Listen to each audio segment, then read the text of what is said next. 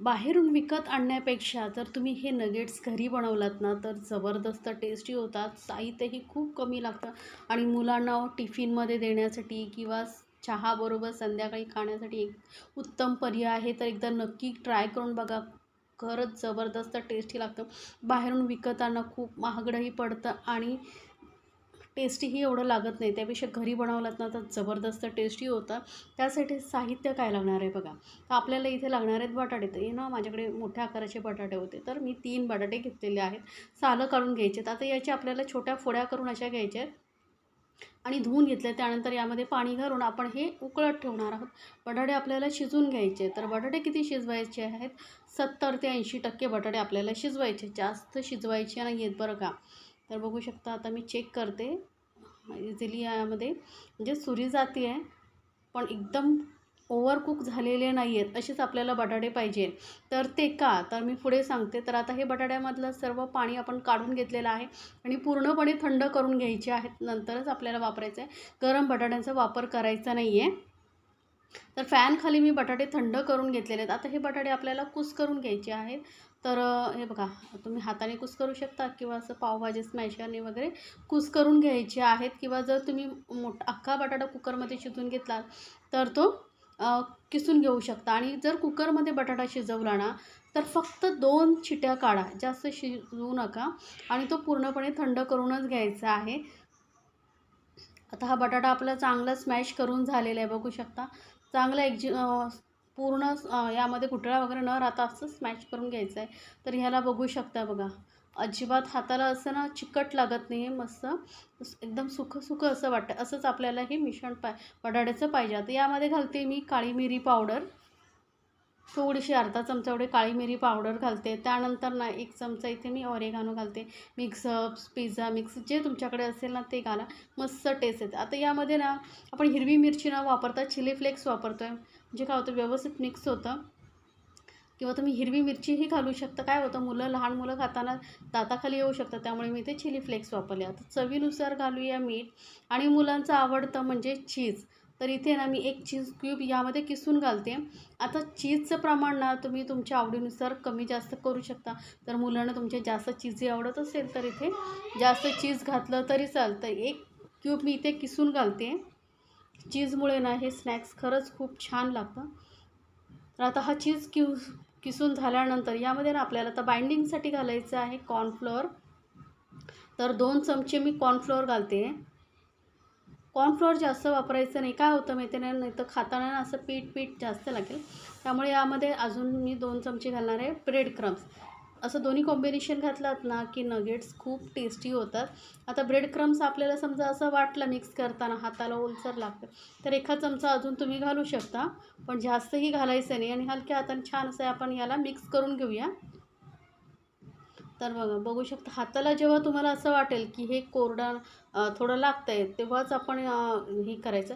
जर जास्त ओलसर लागत असेल ना, म्हणजे तुम्ही बटाट्यामधलं पाणी व्यवस्थित काय होतं, शिजवतो तेव्हा लगेच आपण या बटाट्यांमधून पाणी काढलं नाही ना तर बटाटे पाणी शोषून घेतात आणि मग यामध्ये तुम्हाला असं मिक्स करताना तुम्हाला जास्त कॉर्नफ्लोअर, ब्रेड क्रम्स जास्त प्रमाणात घालावे लागतात. त्यामुळे बटाटे शिजून झाले की लगेच पाण्यातून बाहेर काढायचे आणि थंड करून घ्यायचे.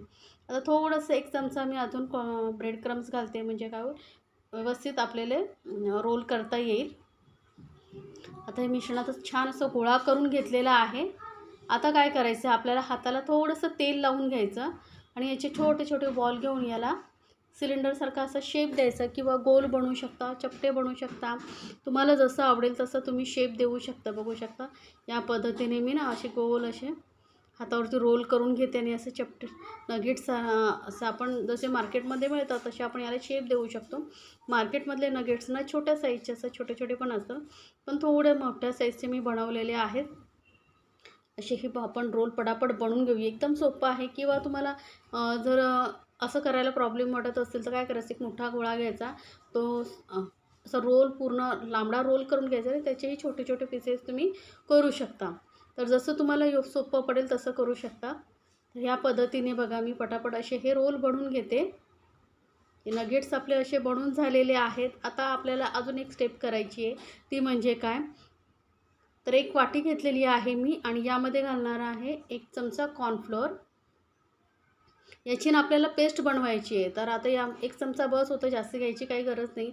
आपण जे प्रमाण घेतलं आहे त्यासाठी 1 चमचा बस होतं आणि यामध्ये थोडंसं पाणी घालून पातळ अशी पेस्ट बनवायची, घट्ट नाही, लक्षात ठेवा. कारण यामध्ये आपल्याला हे जे आपण नगेट्स बनवले आहेत ते मिक्स करून ओलसर करून ब्रेड क्रम्समध्ये घालायचे आहेत. जर जास्त घट्ट बनवलात ना तर मग ते फ्राय करताना असं जास्त पीठ लागेल. त्यामुळे पातळ असं लेअर आपल्याला पाहिजे, फक्त ब्रेड क्रम्स चिपकणे एवढे. नगेट्सला गोल असं यामध्ये डिप करून घ्यायचं आणि एक्स्ट्राचं बॅटर आहे ते काढून टाकायचं. नाहीतर काय होतं, ब्रेड क्रम्स आहेत ना ते लवकर ओलसर होतात, चिकट होतात. त्यामुळे आणि हलक्या हाताने याला ब्रेड क्रम्समध्ये रोल करून घ्यायचं.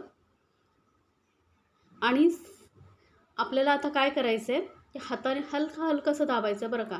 असं केल्यामुळे काय होतं, ब्रेड क्रम्स व्यवस्थित चिकटले जातात आणि जेव्हा आपण फ्राय करतो ना तेव्हा ब्रेड क्रम्स सुटत नाहीत. तर ही स्टेप तुम्हाला करणं गरजेचं आहे. तर प्रत्येक वेळी ना ही पेस्ट असते ना थोडं मिक्स करून घ्या, कारण ना कॉर्नफ्लोअर आहे ना ते खाली चिपकतं.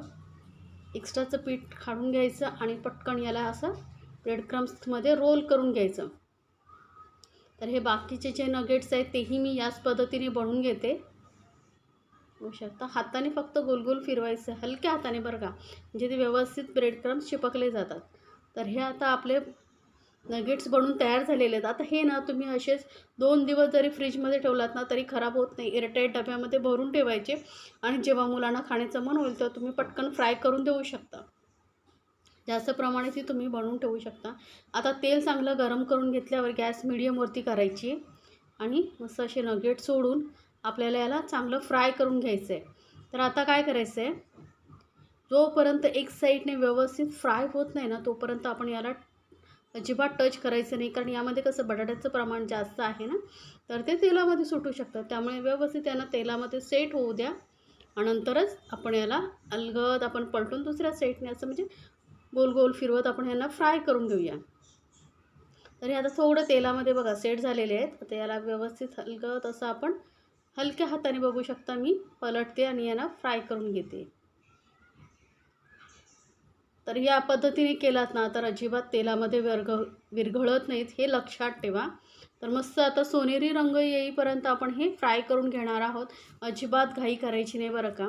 गॅस एकदम मीडियमपेक्षा कमी ठेवलात ना तरी चालेल, कारण यामध्ये कसा कॉर्नफ्लोअर घातलेला आहे तर त्याचा कच्चा फ्लेवर येऊ नये ना, त्यामुळे व्यवस्थित आपल्याला हे फ्राय करून घ्यायचे असतात.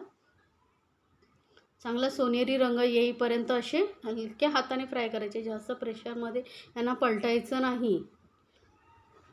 जेव्हा हे चांगले फ्राय होतात आणि थोडे हलके थंड होतात ना ते व्यवस्थित आपोआप कुरकुरीत होतात. आता हे तेलामध्ये ना थोडेसे सॉफ्टच असतात. आता यांना काढून घेऊया. मस्त कलर आलेला बघा, असं सोनेरी कलर येईपर्यंत आपण याला फ्राय करून घ्यायचं असतं. आता हे नगेट्स मी सर्व काढून घेते आणि गरमागरम हे नगेट्स आपले आपण सॉसबरोबर सर्व करायचे. मस्त लागतात, जबरदस्त. तुम्ही एकदा मुलांना बनवून दिलात ना ते नेहमी बनवण्याची फरमाईश करतील.